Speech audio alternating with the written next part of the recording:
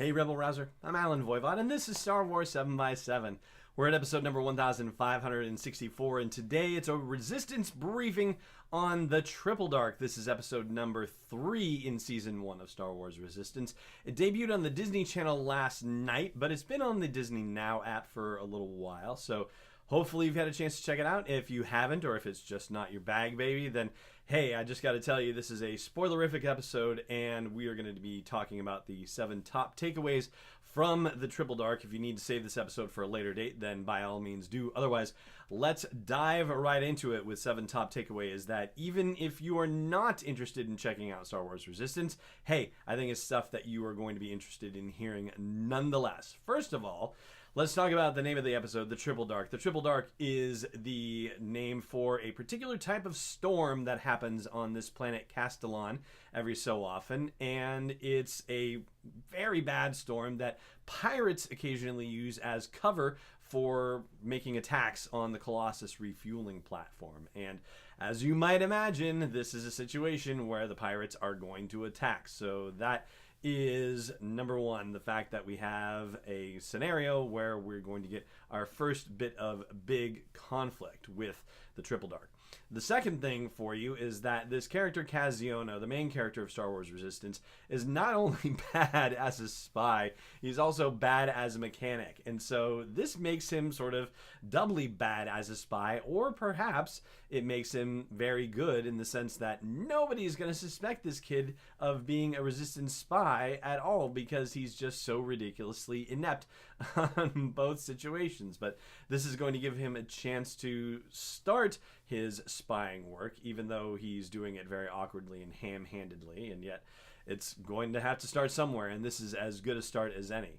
And the third top takeaway has to do with a guy named Halloran who shows up for a quick repair job and is saying, no, you gotta get this done, you gotta get this done. And he shows up in a ship that looks very much like the same kind of ship that the Phantom II is. The Phantom II, of course, being the little shuttlecraft that's attached to the Ghost from Star Wars Rebels. I would be highly surprised if it turned out that this is the actual Phantom II, having been passed down from owner to owner and no longer belonging to the Ghost crew.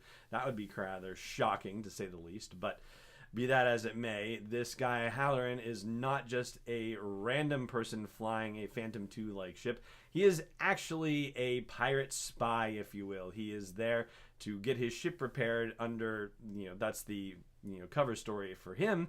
But meanwhile, he's investigating the platform to determine whether it's a good time to actually take a shot at taking over the platform or attacking the platform. And I think I might have slightly misspoken there. It's Hallion, not Halloran. I'm getting him confused with Griff, the ace pilot, or one of the ace pilots on Resistance. But Hallion is the name of this pirate reconnaissance person. Anyway, so the pirate attack does in fact come, and the aces are able to turn it back. This is your 4th top takeaway. The aces are able to turn it back, but only because Kaz is able to recover a comm link that Hallion dropped thanks to Kaz's ineptitude, and is able to send an incredible burst of feedback through it once he realizes that it's attuned to the pirates' channel and drives them off, because the pirates attack in such numbers that they are going to overwhelm the aces. So luckily Kaz is able to help repel the attack, even though he is not able to take any credit for it, and decides not to take any credit for it. He doesn't say, hey, guess what I did, or anything like that once the Team Fireball crew comes back into the bay after they've been in the shelters trying to stay protected from the thing. So it's kind of interesting that he doesn't brag about this, but hey, he doesn't, so good for him. Your 5th top takeaway has to do with the fact that this kid Kaz is in debt, as we saw in the first episodes, to a character named Greevil, who likes to play with trick darts and hollow darts. But Greevil apparently is seriously inept, because when Kaz happens to stumble across his path, he's like, there's that kid, go get him. I mean, how hard is it to find this kid on this platform that suddenly Greevil's like, hey, I gotta get this kid?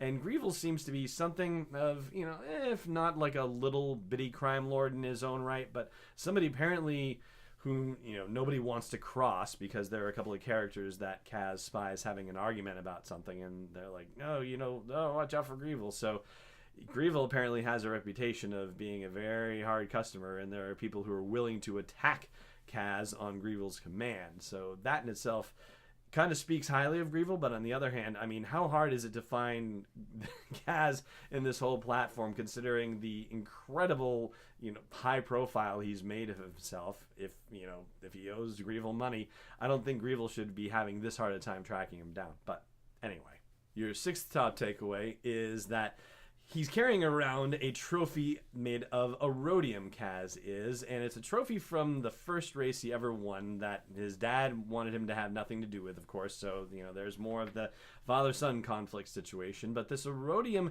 trophy apparently is highly valuable. In fact, he's told at one point that it would allow him to live very well for months on the Colossus, and it's certainly much more valuable than the debt that is owed to him, or owed to Grievel by him, in theory, if he doesn't find out about the whole cheating situation. But be that as it may, he does not actually sell it, and he doesn't let Grievel have it, and ultimately he actually does something nice, helping Grievel get out of the path of an attack by these pirates by using the trophy to prop open a blast door so Grievel can pop through it. Of course, this mangles the trophy, but hey, it's still Erodium, so it's still valuable, and yet Kaz now has to be a target of some kind, because now a lot of people know that he is in possession of something that would allow people to live well for months on the platform. So yeah, that's just not going to do anything more to help his profile on the platform.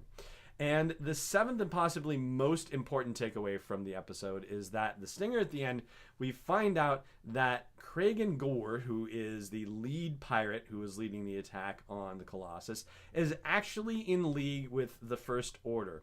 And it turns out that this Major Von Rag, who's the TIE fighter pilot in the red TIE pilot suit, and another major stormtrooper like Captain Phasma named Commander Pyre, have made a deal with Kragan to basically attack the Colossus platform and do so much damage to it and cause so much in the way of problems for it that they will be asking for the First Order to come and take over the platform, or at least take over security for the platform, which will obviously lead to the First Order taking over the platform itself. And Captain Phasma is in on this plan. We get to see Gwendolyn Christie for the first time, or see Phasma and hear Gwendolyn Christie's voice for the first time, and she is skeptical about this plan, and this attack during the Triple Dark has not done anything to make her feel any better about it. But Kragan and his crew are promising that they are going to get the job done. So now we know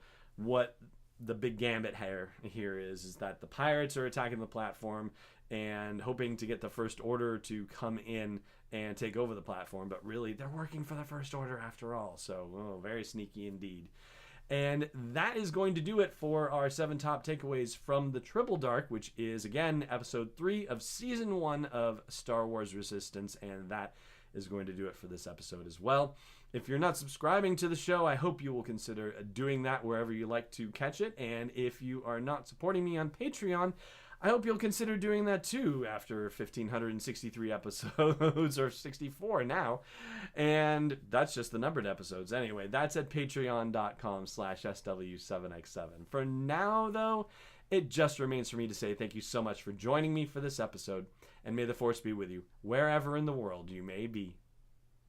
This podcast is not endorsed or sponsored yet by Lucasfilm Limited, Disney, or 20th Century Fox, and is intended for entertainment and information purposes only. Star Wars, the Star Wars logo, all names and pictures of Star Wars characters, vehicles, and any other Star Wars-related items are registered trademarks and/or copyrights of Lucasfilm Limited or their respective trademark and copyright holders. May the Force be with them. All original content is copyright 2018 Star Wars 7x7. We hope you love it.